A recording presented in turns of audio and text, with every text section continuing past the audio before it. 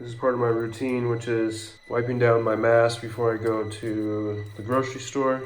They say that the virus on surfaces can last up to 48 hours, so I try not to wear the mask for 2 days after I use it. It's the new normal. Welcome to 2020. And good morning, everybody. We're coming on the air with breaking news. This is the New York Stock. More than 1,500 K-12 schools across the country have or plan to shut down due to this virus. As the crisis sweeps the nation, the toll is growing by the hour. The markets are reeling in the wake of the worst trading day in 33 years. It's threatening main streets across the country now, from big companies to small mom and pop shops, as Americans hunker down to ride this thing out. Over these last few weeks, stay-at-home orders have turned America's densest and most vibrant cities into virtual ghost towns. The great shutdown of 2020 is underway.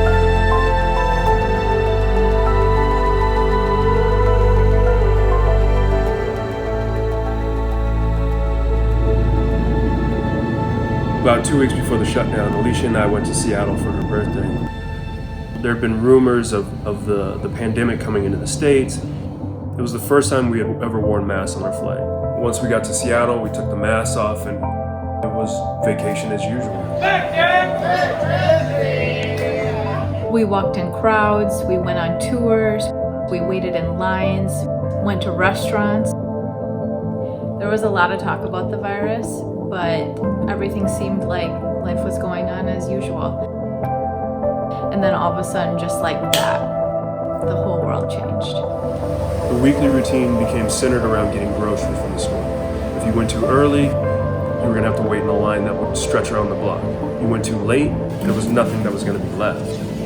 And then you're in this weird alternate universe where everyone around you is wearing masks. Everybody's afraid to talk to each other, you're afraid to look at people. It was this separation that was beginning to happen. This is our typical routine, but this is the whole process. You go to the grocery store, come back, we use our alcohol Lysol wipes. This is the last one. These things have been even harder to come by than toilet paper. This is the new world we live in. It certainly was a new world. Messages from the front lines reignited fears for Alicia about having to leave the clinic and return to the hospital to fight the COVID surge. It's terrifying seeing all the numbers around the globe and going into patients' rooms with just a simple mask. I think that in 2 weeks, the COVID units will be full. I'm scared to come home to my family. Los Angeles was a city of over 12 million people, and it had been brought to a complete standstill, all because of an invisible enemy.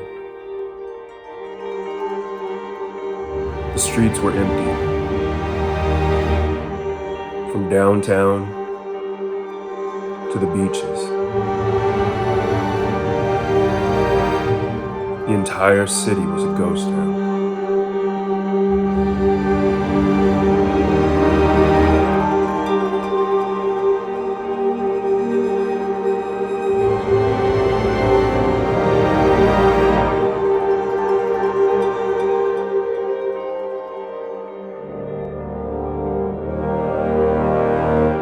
Something amazing started happening. There was just like a huge sense of peace that came over the city. The sky was clear, the air was clean.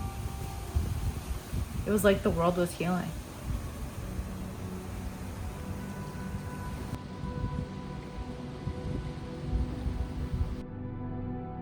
Look at these two ninjas.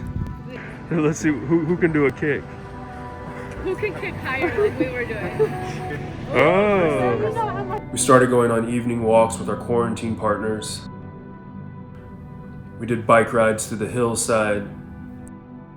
All of the things that seemed so mundane before suddenly brought so much joy. And to top it off, the clean air created some of the most spectacular views that we had ever seen. As he comes back. Beach is closed. Beach is closed. And for the first time in 11 years, we had bioluminescent waves. But for the first time, everyone was paying attention. It started to seem like everything was going to be okay. But in the back of my mind, I knew that the peace couldn't last. Right there, bro. I training at the academy, bro. That's some bullshit, bro. Right, that's bullshit, bro.